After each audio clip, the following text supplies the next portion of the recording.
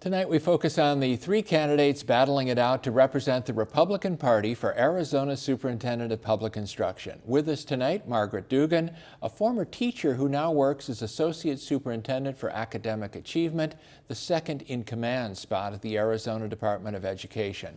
State Senator John Huppenthal is with us. He has served in the House and Senate and is chair of the Senate Education Committee. And Dr. Beth Price is here tonight. She's a retired administrator for Central Arizona College and most recently was working scoring state and national exams for a testing company. Welcome to all of you tonight. Well, Bill, thank you for Thanks for being with us.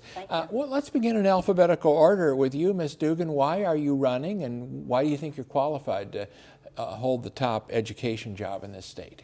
Well, the reason I'm running, Bill, is because I have 37 years of experience. I have the bona fides to be the next superintendent of public instruction. I've sat in every chair in education. I've been a classroom teacher. I've been a teacher mentor. I've been an assistant principal, and I was a principal for 10 years. And currently, I am the deputy superintendent at the Arizona Department of Education, second in command. So I do know the public school system in the state of Arizona, so I believe I am the best candidate for the superintendency of the state of Arizona. I know how to turn around schools and to make them from low performance to high achievement schools. I was recognized as top principal in the nation in a book, 10 Traits of Highly Effective Principals. So again, I do have the bona fides and I know how to run schools in Arizona. In fact, I'm the only candidate that has actually run a school that's running for the superintendency. Thank you. And Senator Huppenthal, why are you running for Bill, superintendent? I had at various times in my life people who reached out to me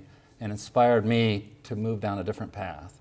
And I feel like I'm returning to our students what they gave to me.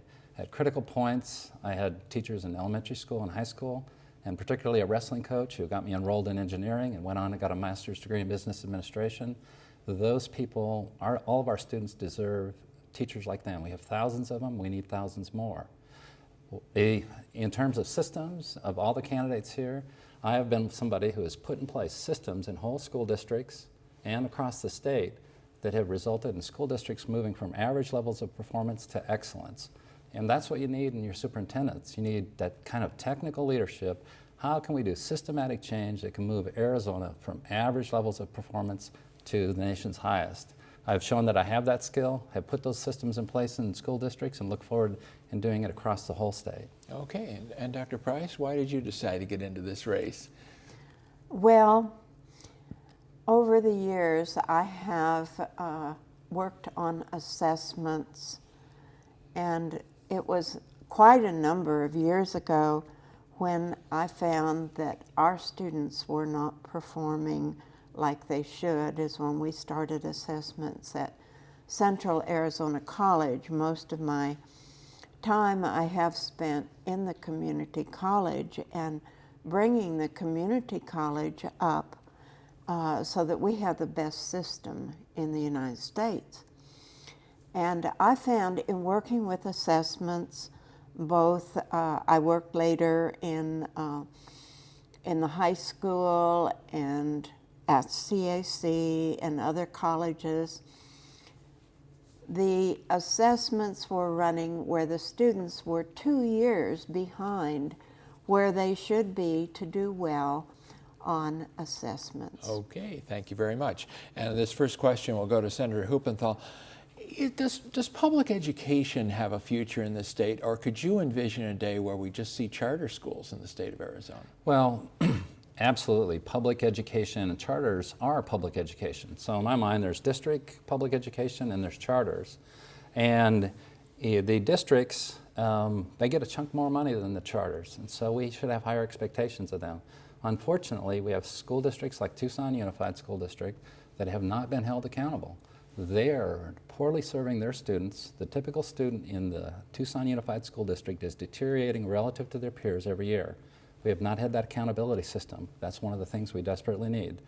They do not adequately support their teachers in the classroom. Despite spending more than the statewide average in Tucson Unified School District, the job satisfaction levels of their teachers are below the statewide averages. These accountability loops, we need the Tucson Unified School District to be a leader not a failure. Right now, they're failing on many fronts. They're failing their students, and that is in part because of a failure at the Department of Education, that lack of an accountability system at the school district level so that voters and school board members know where they stand relative to statewide and national averages. Dr. Price? Well, if you look at the assessments, and the scores are just coming out, and you look at the 50% of the students cannot do 10th grade math, and the reading and writing students are still, there's only 25% of them that are at the 10th grade level. We need to bring our school system up to #1 in the country, and that is my goal. And I'm confident with our teachers and our parents and our students and the staff in the schools all working together, I think we can achieve that. Okay. Ms. Dugan? Yes, Bill, that's really one of my priorities, is to dispel the myth that all of our public schools in Arizona are abysmal.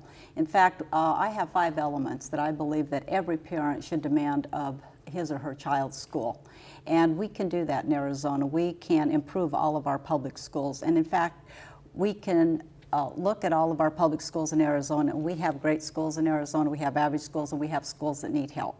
And I have been able to turn around low performance schools, as I said, into high achievement schools. But again, going back to those 5 elements, if we demand that every school have an effective, visible principal, effective teachers, a comprehensive curriculum that stretches to advanced placement courses, also to career pathways for students that want to go on into career technical, also a strong discipline program, and then motivated students, we will have public schools that are the best in the country.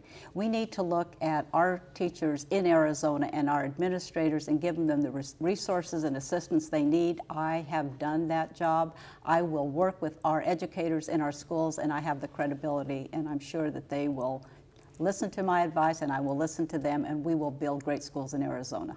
Dr.